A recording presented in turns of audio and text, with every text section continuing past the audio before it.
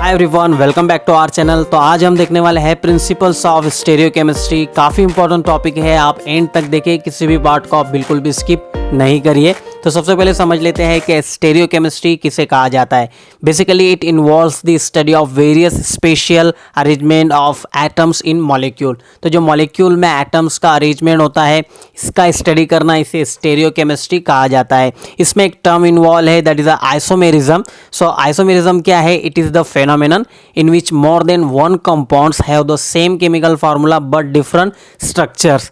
तो आइसोमेरिज्म एक तरह का फेनोमेनन है जहाँ पर एक से ज़्यादा कंपाउंड्स के सेम केमिकल फार्मूले होते हैं लेकिन इनके स्ट्रक्चर्स डिफरेंट होते हैं, तो इसे आइसोमेरिज्म कहा जाता है। और जो कंपाउंड्स होते हैं इन्हें आइसोमर्स कहा जाता है। तो आइसोमर्स का डिफिनेशन हम कह सकते हैं compounds that have same molecular formula but different chemical structures. अब देखते हैं क्लासिफिकेशन आइसोमर्स का। तो जैसे कि हमने आइसोमर्स डिस्कस किया, ये क्लासिफिकेशन है आइसोमर्स का। Isomers are divided into two types, constitutional isomers and stereo isomers. Constitutional isomers को स्ट्रक्चरल आइसोमर्स भी कहा जाता है। The molecules with same molecular formula but different connectivity between atoms in molecules called as constitutional isomers। तो जो constitutional isomers होते हैं, chemical formula same होता है लेकिन एटम्स का जो कनेक्टिविटी होता है मॉलिक्यूल्स के बीच में वो डिफरेंट होता है। For example ethanol and dimethyl ether दोनों ही कॉन्स्टिट्यूशनल आइसोमर्स है, केमिकल फार्मूला सेम है लेकिन जो एटम्स का कनेक्टिविटी है दोनों ही मॉलिक्यूल्स में वो डिफरेंट है। सेकेंड है स्टीरियो आइसोमर्स। तो ये भी आइसोमर्स है, केमिकल फार्मूला सेम होता है लेकिन एटॉमिक जो अरेंजमेंट होता है मॉलिक्यूल्स में वो डिफरेंट होता है। तो हम कह सकते हैं these are the isomeric molecules with same chemical formula but a different atomic arrangement. Example आप ये देख सकते हैं। Stereo isomers are further divided into two types, conformational isomers and configurational isomers। तो जो conformational isomers होते हैं ये stereo isomers होते हैं और ये इंटरकन्वर्टेबल होते हैं। एक आइसोमर से दूसरे आइसोमर में हम इसे कन्वर्ट कर सकते हैं just rotation of single bond. So these are the stereo isomers and they can be converted into one another by rotation the single bond.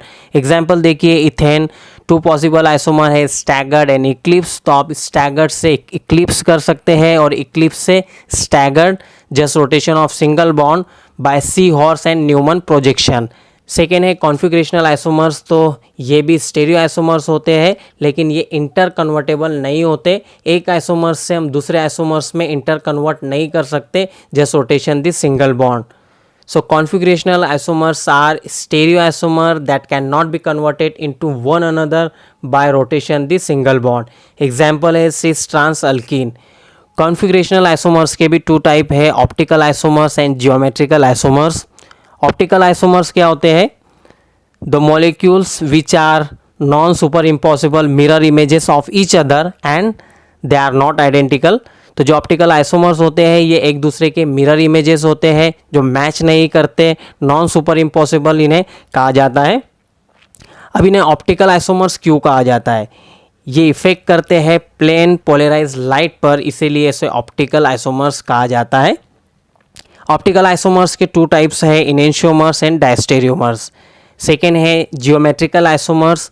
तो जो जियोमेट्रिकल आइसोमर्स होते हैं ये डिस्क्राइब करते हैं orientation of functional group in a compound. Geometrical isomers के भी two types है, cis trans isomers and E Z isomers. Optical isomers के जो टाइप्स है इनेंशियोमर्स, डायस्टेरियोमर्स, हम इसे डिटेल में डिस्कस करेंगे। इससे रिलेटेड और भी जो बेसिक कॉन्सेप्ट है like chirality, optical active compound, ये डिस्कस कर लेते हैं। अब बात करते हैं कायरलिटी की। तो कायरलिटी क्या होती है? तो कायरलिटी एक जियोमेट्रिक प्रॉपर्टी है मॉलिक्यूल्स और आयंस की जो अफेक्ट करती है कायरल मॉलिक्यूल के सारे ही पार्ट्स को। हम कह सकते हैं it is the geometric property of molecules and ion which affect the all parts of chiral molecule. और जो कायरलिटी होती है ये उन मॉलिक्यूल्स में पाई जाती है जहाँ पर कार्बन है और कार्बन से अटैच्ड 4 डिफरेंट ग्रुप होते हैं।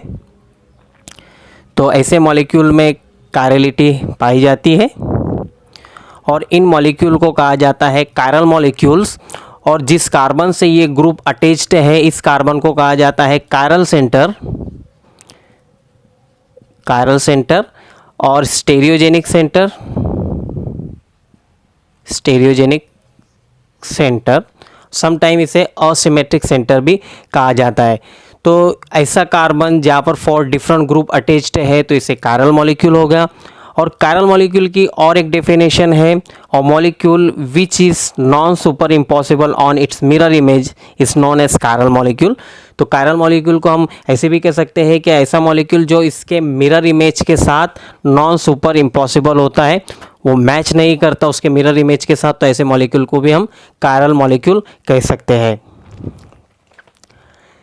जो कायरल मॉलिक्यूल्स होते हैं ये ऑप्टिकली एक्टिव मॉलिक्यूल्स होते हैं। तो ऑप्टिकल एक्टिव मॉलिक्यूल समझने से पहले ऑप्टिकल एक्टिविटी समझना बहुत ज़रूरी हो जाता है। तो हम डिस्कस करेंगे ऑप्टिकल एक्टिविटी। ऑप्टिकल एक्टिविटी एक प्रॉपर्टी है जो कुछ ऑर्गेनिक मॉलिक्यूल्स में पाई जाती है, और ये प्रॉपर्टी होने की वजह से जो ऑर्गेनिक मॉलिक्यूल्स होते हैं इनके पास एबिलिटी होती है प्लेन पोलराइज लाइट को रोटेट करने के लिए, और इसे कहा जाता है ऑप्टिकल एक्टिविटी। और जो मॉलिक्यूल्स के पास एबिलिटी होती है प्लेन पोलराइज लाइट को रोटेट करने के लिए इन्हें ऑप्टिकली एक्टिव कंपाउंड कहा जाता है। हम कह सकते हैं it is the property of certain organic molecules to rotate the plane polarized light is called as optical activity, and the molecules which are capable of rotation the plane of polarized light called as optically active compounds। तो ये जो rotation है इसे measure किया जाता है polarimeter में। तो पोलरीमीटर एक इंस्ट्रूमेंट है, साइंटिफिक इंस्ट्रूमेंट, जहाँ पर आपको ऑप्टिकल एक्टिव मॉलिक्यूल्स रखने होते हैं और उसमें से पास किया जाता है प्लेन पोलराइज लाइट।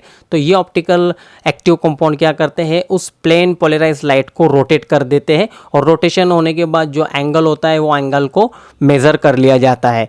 और अगर जो मॉलिक्यूल्स होते हैं ऑप्टिकली इनएक्टिव होते हैं तो जो प्लेन पोलराइज लाइट हम पास करेंगे उन मॉलिक्यूल्स में तो वो उसे रोटेट नहीं करेंगे। तो ये एक बेसिक प्रिंसिपल है पोलरीमीटर का।